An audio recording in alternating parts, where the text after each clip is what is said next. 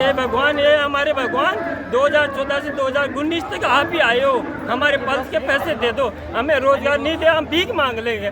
किसी के साथ सड़क पे माफी कोई बात नहीं है, हमारी योग्यता नहीं, मत दो रोजगार, लेकिन कम से कम ये तो दे दो, हमारी टेंशन दूर कर दो। ये हजारों जो समस्या तो मिनटों में दूर कर देंगे, हम युवा हैं।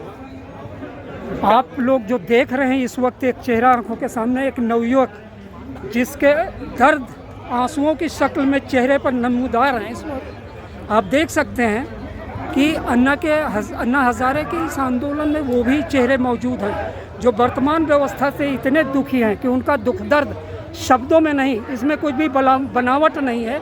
जो आप देख रहे हैं ओरिजिनल आंसू, ओरिजिनल चेहरा, ओरिजिनल दर्द। भाई आप सिर्फ किसान का काम करते हैं, कुछ पढ़े लिखे हैं? कितने पढ़े लिखे? बीए कर लिया, एमए कर रखा। ये आदाब, नमस्कार, सत श्री अकाल। मैं हूं सुल्तान भारती और आप देख रहे हैं सेकुलर भारत न्यूज।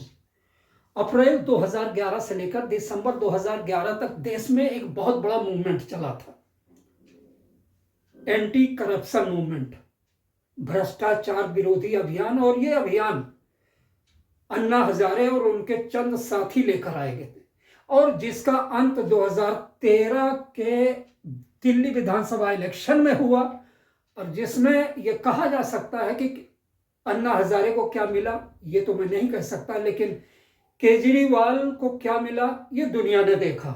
खैर, उस वक्त एक नारा बहुत लगता था, लाखों की उम्मीद के तारे अन्ना हजारे, अन्ना हजारे। उम्मीदें फिर जाग चुकी हैं, मुद्दे वही हैं। एक नई टीम अन्ना हजारे के सपनों को लेकर साकार करने के लिए आज जंतर मंतर पर नजर आई।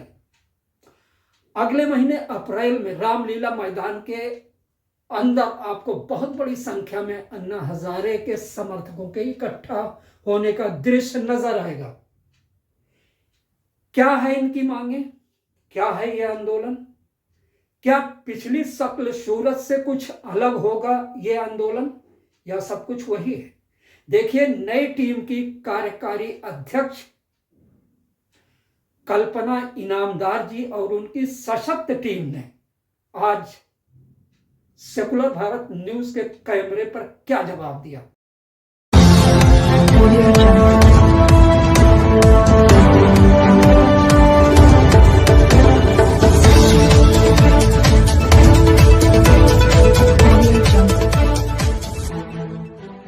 2012-2013 ये पूरा जंतर मंतर देश की जनता से भरा हुआ था, ये सोच के साथ कि अन्ना जी के नेतृत्व में एक नया परिवर्तन आएगा, जनता का शासन आएगा। लेकिन आज आप लोग नवयुवक लोग तो यहाँ पर इकट्ठा हो गए, लेकिन अन्ना जी कहीं नहीं नजर। नहीं, अन्ना जी के लिए अभी हम लोग ग्राउंड बना रहे हैं, फील्ड बना रहे हैं। अभी राष्ट्रीय लोक आंदोलन की नींव डाली हमने अभी नई, और उस टाइम तो कुछ दूसरे लोग थे, अब की बार दूसरे लोग हैं जो इस आंदोलन को चला रहे हैं। उसमें जो भ्रष्टाचारी लोग थे, जो राजनीति में जाना चाहते थे, जो स्वार्थी थे, वो लोग निकाल दिया अन्ना जी ने, और उसके लिए दूसरी कमेटी बनाई है जिसमें मैं भी एक 11 सदस्य में मैं भी एक सदस्य हूं। और यहाँ पे हमारी जो कल्पना इनामदार है उसकी राष्ट्रीय अध्यक्ष हैं। RTI की जो आपकी मांग है, जन लोकपाल की जो आपकी मांग है, अगर इसे वर्तमान सरकार ऐलान कर देती है कि हम मान जाएंगे, तो क्या आपका दल सपोर्ट करेगा उनको?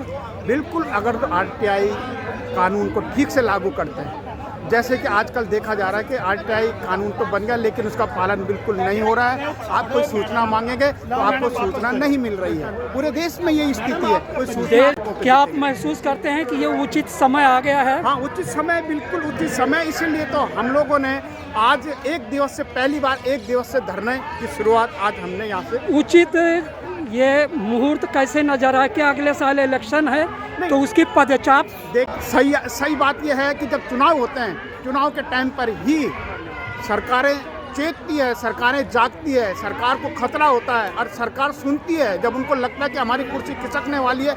इसलिए हमने 1-2 साल पहले ही हम लोग इस मुहिम को चलाना शुरू कर दिया है। और हम लोग कह रहे गैर राजनीतिक लोग हैं, किसी राजनीतिक पार्टी में नहीं है। नई मांग है या लोकपाल, जन लोकपाल, लोकायुक्त की नियुक्ति, वही सब चीज़ें लेकर आप आए हैं?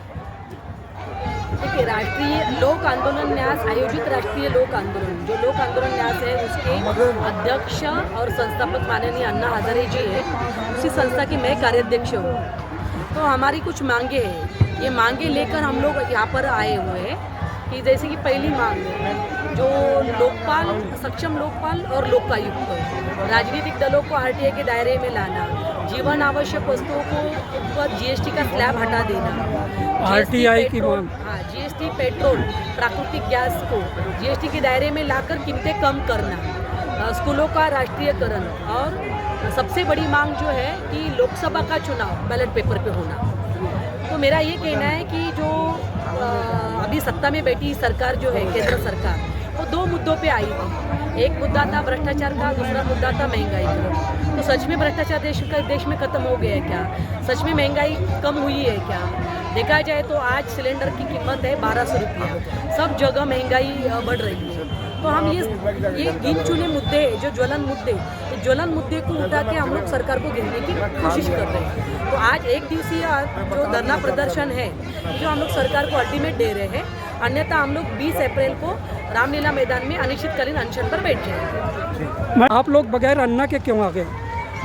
ये तो सबसे पहली बात है कि अन्ना जी की उम्र अभी 86 हो गई है। हर काम अन्ना ने ही करना चाहिए और हम आप देखना चाहिए। हर कोई भी आंदोलन करे, अन्ना ही करे, बस हम उनके पीछे रहे। ऐसा नहीं है। अभी आज उनकी उम्र, क्या उम्मीद है कि आगे वो अपनी रूहानी ताकत का, अपनी उपस्थिति का मतलब ये इस्तेमाल नहीं करेंगे कि जनता को यकीन हो जाए कि हाँ, इस आंदोलन के पीछे उनका सिर्फ फोटो नहीं है, उनकी शख्सियत भी है? ये जरूरी है। ये सही बात है कि अन्ना के विचारों को ही हम लोग आगे लेके जा रहे हैं और अन्ना के विचारों को ही हम लोग समाज के लिए सरकार को घेरने की कोशिश कर रहे हैं। नहीं, मेरा सवाल ये है कि क्या जनता को कब तक आप ये बताएंगे कि हमारे इस संगठन के पीछे आशीर्वाद उनका है या उनकी उपस्थिति भी होगी कभी? हमारे संगठन में उनकी उपस्थिति भी होगी और उनका आशीर्वाद भी है। बहुत खूब। अच्छा, एक सवाल मैं आपसे पूछना चाहूँगा जी, आपका नाम? DK शर्मा जी, आपने मांगे ऐसी रखी हैं कि शायद ही इन्हीं चीज़ों पर पहले भी मतभेद था।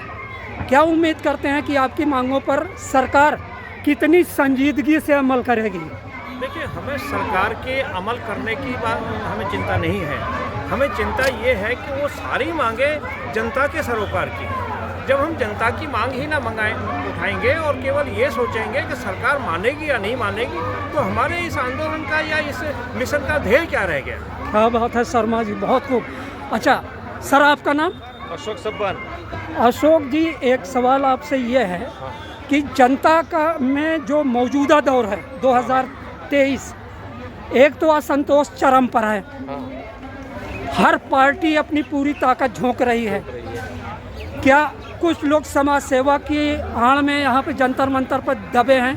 कुछ लोगों का लक्ष्य दोहरा है, सामने जनता को भरमाने के लिए कुछ पीठ पीछे समझौते की राहें भी टटोली जा रही हैं। आप बताइए एक चीज़, क्या ये सारी कवायद 2024 को ध्यान में रख के हो रही है क्या? नहीं, उसके लिए नहीं हो रहे। महाराष्ट्र में हम लोग तो गए 30 साल से काम कर रहे हैं। महाराष्ट्र में 10 कानून हमने बनवाए हैं, जिसमें सूचना का अधिकार है, ग्राम सभा है, तबादला का कायदा है, दफ्तर दिरंगाई है, ऐसे बहुत सारे कानून हमने बनवाए। शराबबंदी होगी, सहकार के लिए कुछ नीति होगी, ये सब कानून हमने गैर राजकीय संगठन से ही बनाए। आज यहाँ पे भी एक बात देखो, 2011-12 में आंदोलन हुआ, उसमें कई लोग चले गए पार्टियों में, मगर एक कार्यकर्ताओं का बंच ऐसा बचा हुआ है। कुछ कार्यकर्ता अभी भी पार्टी लेस का ही काम कर रहे हैं, किसी पार्टी में जाने की उनको उम्मीद नहीं है या तो जाएगी भी नहीं है।